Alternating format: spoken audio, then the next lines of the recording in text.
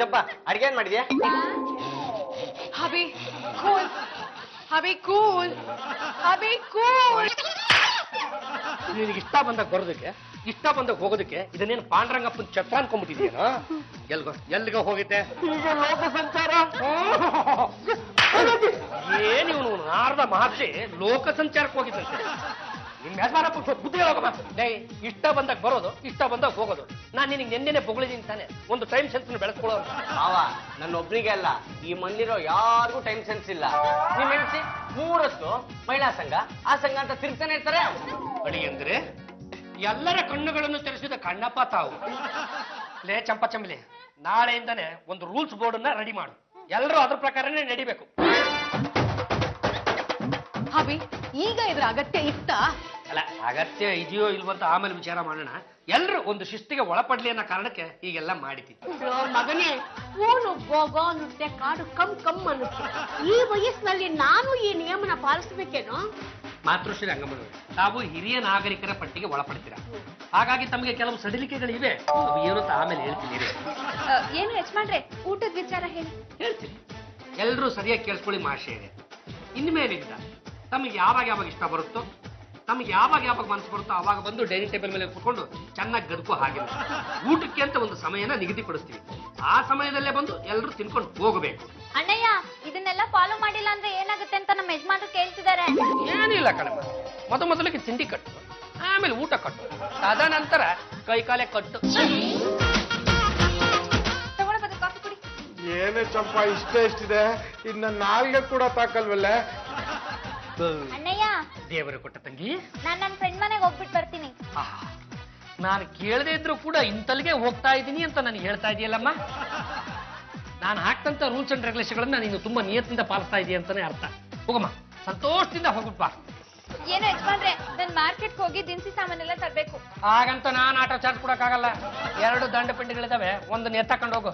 ಪಾಳೆಯ ಪ್ರಕಾರ ಇವತ್ತು ಯಾರ್ದು ಡ್ಯೂಟಿ?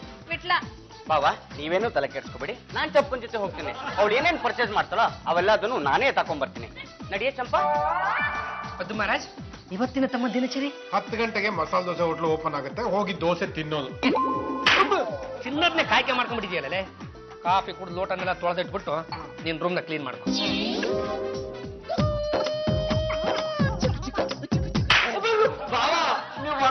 ಲೆಕ್ಕ ಇರ್ತಿದೀನಿ.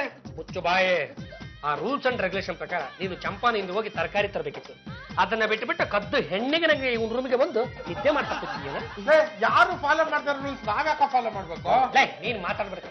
ಅದು ಯಾರೇ ರೂಲ್ಸ್ ಫಾಲೋ ಮಾಡಲ್ಲ ಅಂತ ನನಗೆ ಹೇಳ, ಅವ್ರು ನಂಗಂಗೆ ಬಲಿ ಹಾಕ್ಬಿಡ್ತೀನಿ. ಹೋಗಿ ಜಾಜಿ ಅವ್ರು ಏನ್ ಮಾಡ್ತಿದಾರೆ ಅಂತ ನೋಡು, ನಿನಗೆ ಗೊತ್ತಾಗುತ್ತೆ.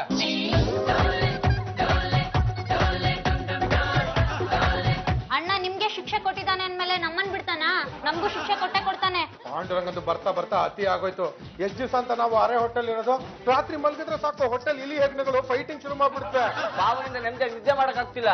ಹೌದು, ಕರೆಕ್ಟ್ ಆಗಿ ಸ್ಲೀಪ್ ಮಾಡ್ಲಿಲ್ಲ ಅಂದ್ರೆ ಹೆಲ್ತ್ ಅಪ್ಸೆಟ್ ಆಗ್ಬಿಡುತ್ತೆ. ಜಾಜಿ ಅವ್ರೆ, ನಿಮ್ ಕಣ್ ಕೆಳಗಡೆ ಉಪ್ಪು ಬಂದ್ಬಿಟ್ಟಿದೆ.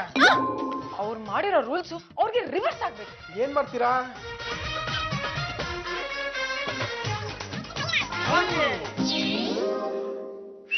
ಬಂದ ಗಂಡುಗಲಿ ವಂಶದ ಕಟ್ಟ ಕಡೆ ತುಂಡಾದ ಪಾಂಡುರಂಗ ಗಂಡುಗಲಿಯವರಿಗೆ ಸ್ವಾಗತ. ನಾನು ನಿಮ್ಗೋಸ್ಕರ ಜ್ಯೂಸ್ ಮಾಡ್ಕೊಂಡು ಬರ್ತೀನಿ, ಅದನ್ನ ಕುಡ್ದೇ ಮಲ್ಕೋಬೇಕು. ಚಾಂಡಲ್ರ ನೋಡ್ರಲ್ಲ, ಬರೀ ಒಂದು ದಿನ ಹೆಂಡತಿ ಅನ್ನೋದನ್ನು ಮರೆತು ಉಪವಾಸ ಕೆಡದೆ ಟ್ರ್ಯಾಕ್ ಕ್ಲಿಯರ್. ಹಬಿ, ನಾನೇ ನನ್ ಕೈಯಾರ ನಿಮಗ್ ಕುಡಿಸ್ಲಾ? ವಾಗಪ್ಪ ರೇ, ಕುಡಿಸ್ರಿ.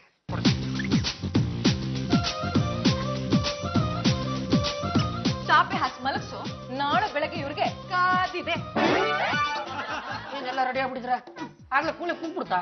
ಕೋಳಿನ ಕೂಗಿದ್ದಾಯ್ತು, ಸೂರ್ಯ ನೆತ್ತಿ ಮೇಲೆ ಬಂದಿದ್ದು ಆಯ್ತು. ಲೇ ಚಂಪಚಮೇಲೆ, ಟೈಮ್ ಎಷ್ಟಾಯ್ತೆ? 12 ಗಂಟೆ ಮೇಲೆ 5 ನಿಮಿಷ. ಯಾವತ್ತೂ ಈ ತರ ಆಗಿರ್ಲಿಲ್ವಲ್ಲಪ್ಪ.